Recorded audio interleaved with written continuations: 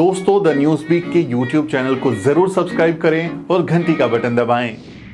दूर कहीं अगर धुआं दिखाई दे तो ज़रूरी नहीं कि वहां पर क्रांति हो रही है। हो सकता है कि वहां पर गोबर जल रहा हो। ये लाइन, ये पंक्तियां वरिष्ठ पत्रकार दिलीप सिंह मंडल ने हिंदी के अखबार दैनिक भास्कर के लिए कही है और उनकी कही ये बात बिल्कुल सही साबित हुई है। ये वही हिंदी का दैनिक भास्कर अखबार है जिस पर पिछले दिनों मोदी सरकार ने इनकम टैक्स और ईडी की रेड पड़वाई थी, छापे पड़े थे और उसके बाद तमाम लोग आई सपोर्ट दैनिक भास्कर नाम से ट्रेंड कर रहे थे और जो भास्कर ने कोरोना काल में रिपोर्टिंग की थी उसकी तारीफों के पुल बांध रहे थे। मैंने उस दिन भी आपको आगाह किया था कि अभी आप रुक जाइए। गोदी media, Modi media, Manu stream media का चाल, चरित्र और चेहरा किस स्मार्टनेस के साथ काम करता है वो इस खबर को सुनने के बाद आपको फिर से पता चल जाएगा।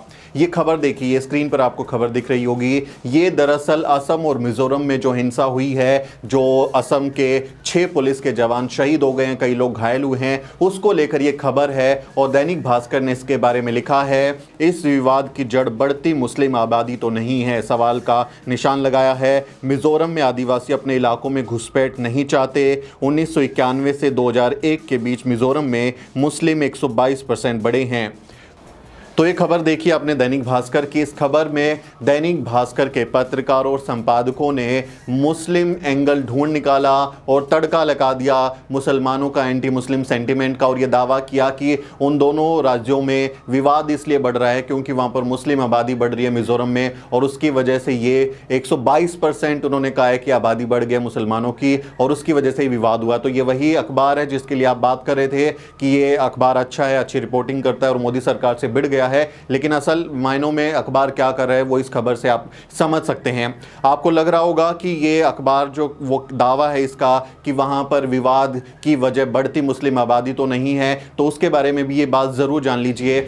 तो अभी फिलहाल मिजोरम की जो जनसंख्या है उसके बारे में आपको जान लेना चाहिए। 2011 की जनसंख्या के मुताबिक मिजोरम की जो कुल आबादी है वो महज 11 लाख है और वहाँ पर ईसाई जो हैं 11 लाख में से ईसाई धर्म के सबसे ज़्यादा लोग हैं। 9.60 लाख लोग ईसाई धर्म को मानते हैं। बुद्धिज़्म को, बुद्ध धर्म को मानने वाले 1 लाख लोग हैं और हिंदू जो मान्यता के लोग हैं वो 30,000 हैं और मुसलमानों की संख्या है महज 15,000।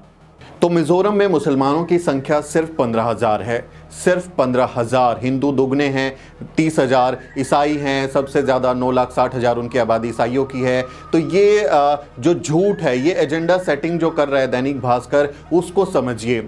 महज 15,000 मुसलमान हैं लेकिन तोहमत मढ़ दी गई कि मुसलमानों की बढ़ती आबादी के कारण अनरेस्ट हुआ है, तनाव बढ़ा है और ये इतनी बड़ी हिंसा हुई कि पुलिस के 6 जवान जो हैं वो मारे गए, शहीद हो गए, कई लोग घायल हुए हैं। तो पूरी की पूरी जो तोहमत है वो मुसलमानों पर मढ़ दी, जबकि जनगणना 2011 की जनगणना के आंकड़े दिखाते हैं कि मुसलमानों की संख्या वहां बहुत कम है, महज 15,000 मुसलमान हैं। लेकिन उनका डर दिखाकर जो एजेंडा सेटिंग मनुवादी मीडिया करता है कि मुसलमान है वो उनकी आबादी बढ़ जाएगी, टेक ओवर कर लेंगे, जो संघ का एजेंडा है वही संघीय एजेंडा दैनिक भास्कर चला रहा है। और ये यहाँ पर आपको वजह भी समझने की ज़रूरत है कि दरअसल मिजोरम में और असम में ये विवाद है क्या, इस विवाद की वजह क्या है, मुख्य वजह क्या है।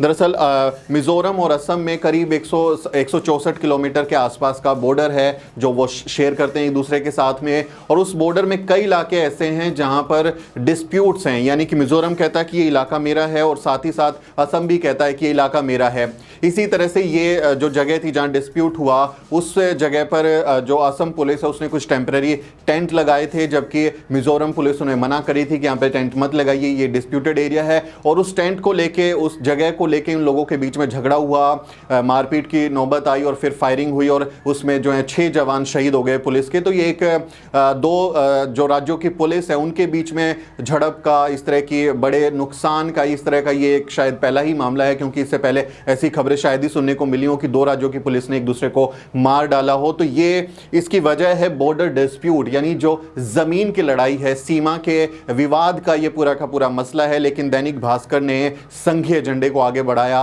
मुसलमानों पर तोहमत मढ़ी और वही की वही बात इसमें लिख दी कि देखिए 122% की आबादी के जो है वो रफ्तार के साथ इनकी बढ़ रही है और इसकी वजह से ये जो है विवाद हुआ है। और जबकि असली वजह है कि जमीन विवाद, उससे संघी भास्कर, संघी अखबार ने पूरा का पूरा किनारा कर दिया। इस पूरे विवाद का एक और बेहद अहम पॉइंट ये है कि 25 जुलाई को केंद्रीय गृह मंत्री अमित शाह नॉर्थ ईस्ट में थे और उस बैठक में मिजोरम और असम के मुख्यमंत्री भी मौजूद थे। 25 जुलाई को केंद्रीय गृह मंत्री के साथ पूर्वोत्तर के सभी राज्यों के मुख्यमंत्रियों की बैठक हुई थी और बैठक में असम और मिजोरम दोनों के मुख्यमंत्री मौजूद थे। बैठक के कुछ घंटे बाद ही ये पूरा विवाद हुआ था और 26 जुलाई की शाम को जो है उनके बीच में झगड़ा शुरू हो गया और ये फिर नुकसान की खबर आई। तो गृह मंत्री अमित शाह 25 जुलाई को वहां पर थे और अगली शाम को इतना बड़ा नुकसान हुआ, लेकिन दैनिक भास्कर की हिम्मत नहीं है कि ये सवाल पूछे कि गृह मंत्री वहां पर गए थे तो ऐसा क्या बोल के आ गए, क्या हुआ, क्या लॉ एंड ऑर्डर की सिचुएशन हुई, क्या हालात हैं जो इतनी बड़ी नुकसान की खबर वहां से आई है। ये बात दैनिक भास्कर नहीं पूछेगा, लेकिन मुसलमानों के मत्थे जो है वो पूरी की पूरी तोहमत मढ़ देगा। इसके अलावा जरूरी बिंदु ये भी है कि जो बीजेपी है वो असम में इस समय पर सरकार में है, हेमंत बिस्वा शर्मा वहां के मुख्यमंत्री हैं और मिजोरम में भी जो जोरमथंगा की सरकार है उसमें भी बीजेपी सत्ता में शामिल है। एनईडीए यानी नॉर्थ ईस्ट डेमोक्रेटिक अलायंस जो है वो बीजेपी का ही वहां पर एक फ्रंट है। वो कई दलों को मिलाकर गठबंधन करके सरकार वहां पर चला रहा है। तो दोनों राज्यों में बीजेपी की सरकार एक तरह से है, असम में तो वो है ही और मिजोरम में भी वो उसमें साझे में सरकार चला रहे हैं, गृह मंत्री वहां पर हैं, वो होके आए हैं। उसके बावजूद इतना बड़ा बखेड़ा हो गया, तो ऐसी क्या वजह है? ये इसके लिए बीजेपी की सरकार को, केंद्र की सरकार को जिम्मेदार ठहराने की बजाय जो संघीय अखबार दैनिक भास्कर अखबार है वो मुसलमानों पर तोहमत मढ़ रहा है। मैंने उस दिन भी आपको बताया था कि कैसे 2017 में चुनाव से महज 10 दिन पहले ही दैनिक भास्कर ने यूपी में अलग अलग जगह मायावती और अखिलेश के खिलाफ पोस्टर लगवाए थे और माहौल बनाने की कोशिश की थी और एक तरीके से बीजेपी को अप्रत्यक्ष तौर पे समर्थन किया था। विपक्षी पार्टी की भूमिका निभाते हुए किस तरह के होर्डिंग्स और अखबारों में विज्ञापन निकाले थे दैनिक भास्कर ने। तो ये जो एजेंडा सेटिंग है, ये जो हितों को बचाने की कोशिश है, किसकी सेवा में लगे हुए हैं, किसकी खिदमत कर रहे हैं, हमें यह समझने की जरूरत है कि लोग जो मीडिया पर भरोसा करते हैं उनको उनके चाल चरित्र और चेहरे को पहचानना होगा।